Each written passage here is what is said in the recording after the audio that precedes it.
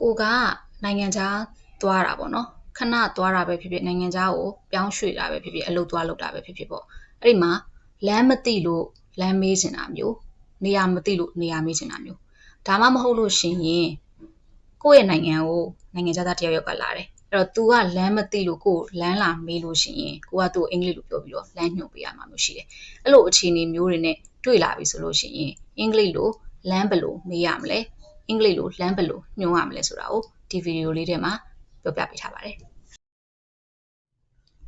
အဲ့တော့လမ်းမသိလို့လမ်းမေးတာပဲဖြစ်ဖြစ်ဒါမှမဟုတ်သူများကကိုယ့်ကိုလမ်းလာမေးတာပဲဖြစ်ဖြစ်များသောအားဖြင့်3 step formula ကိုသုံးကြတယ်ပေါ့နော်ရင်ရင်ကြည်ကြည်လေးဖြစ်အောင်လို့အဲ့တော့ပထမအဆင့်အနေနဲ့ဘာလုပ်လဲဆိုတော့နှုတ်ဆက်တယ်ပေါ့ပထမဆုံး greeting လုပ်ရတယ်ပေါ့နော်အဲ့တော့ excuse me ဒါမှမဟုတ်ရှင်လဲ sorry to bother you အဲ့ဒီကနေစပြီးတော့နှုတ်ဆက်တယ်နှုတ်ဆက်စကားရင်ပြောမိတ်ဆက်စကားရင်ပြောတာပေါ့နော်ပြီးတော့မှဒုတိယအဆင့်အနေနဲ့ကကြတော့မှကိုတကယ်မေးချင်တဲ့မေးခွန်းမေးတာပေါ့နော်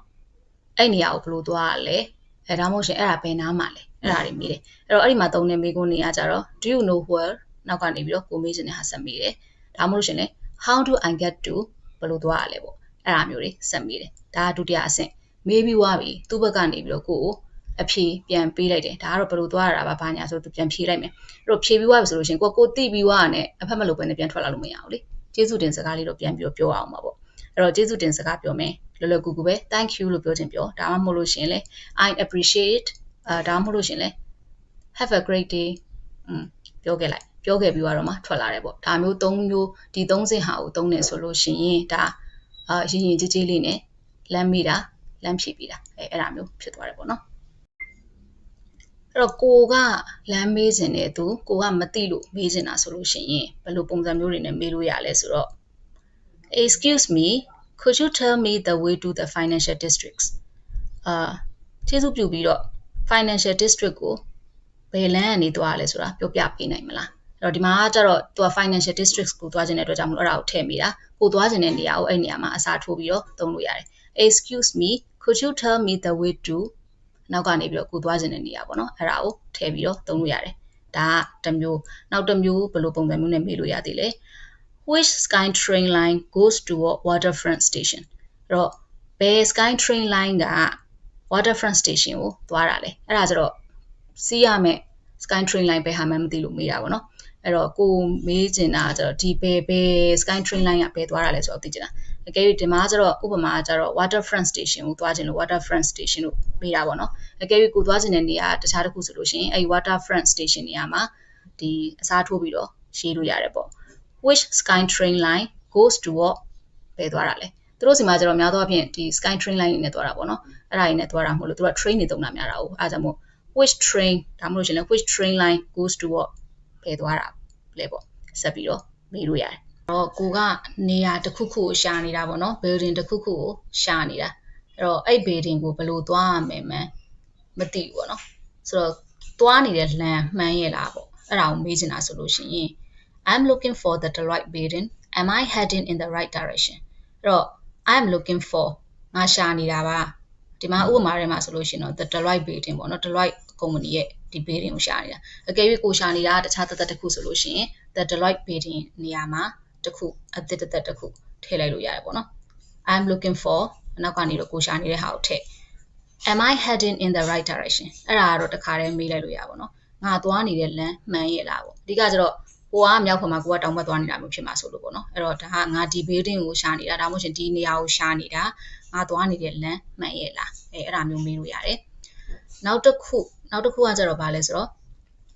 is the convention center within walking distance or should I take a cab အဲ့တော့ငါရှာနေတဲ့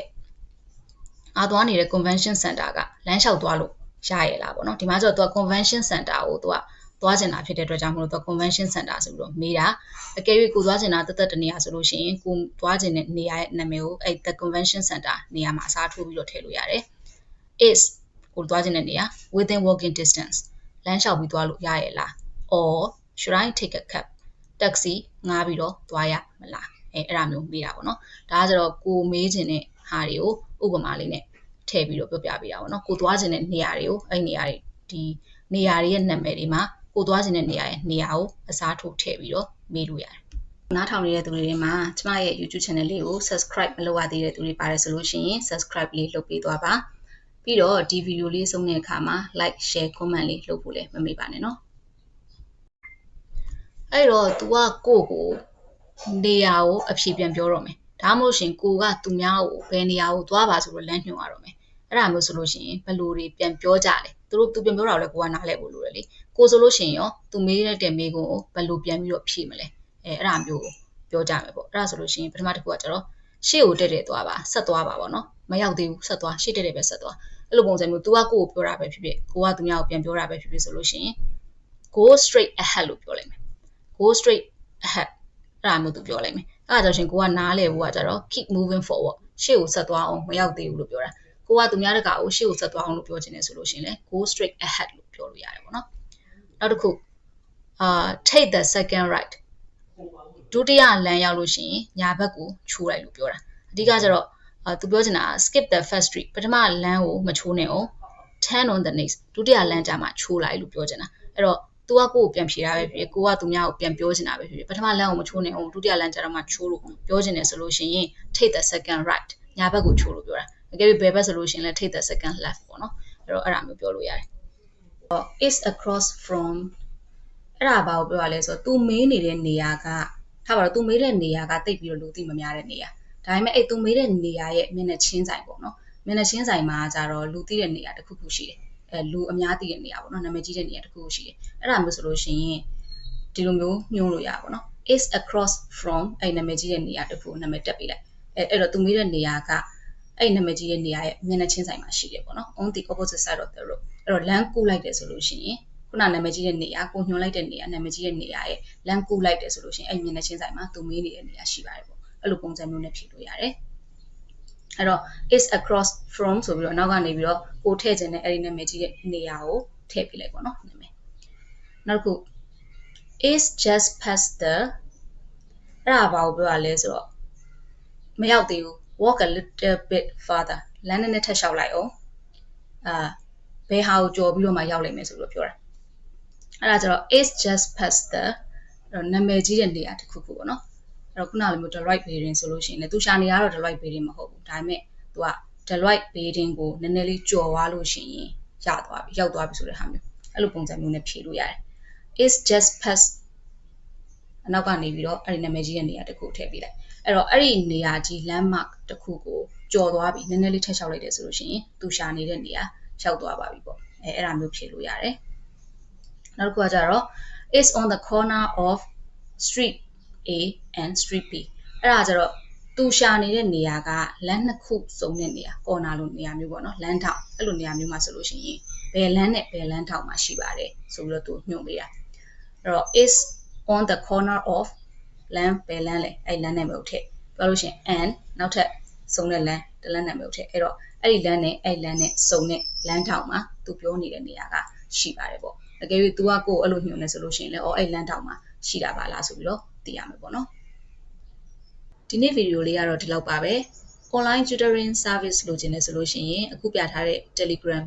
နံပါတ်ကနေပြီးတော့ဆက်သွယ်လို့ရပါတယ်။ဘာ subject တွေလဲဘယ်လိုမျိုး rate တွေနဲ့ရှိလဲဆိုတာကတော့ Telegram နဲ့မှာဆက်သွယ်လိုက်လို့ရှိရင်အသေးစိတ်ရှင်းပြပေးပါမယ်။အဆုံးထိကြည့်ပေးတဲ့အတွက်ကျေးဇူးတင်ပါတယ်။အကယ်၍ဒီဗီဒီယိုလေးကကိုယ့်အတွက်လည်းအသုံးဝင်နေသူများအတွက်လည်းအသုံးဝင်နေဆိုလို့ရှိရင် like and share လေးလုပ်သွားပေးပါ။နောက်ထပ်ဒီလိုဗီဒီယိုမျိုးလေးတွေပေါ့နော်။ကျမကဒီမှာ business နဲ့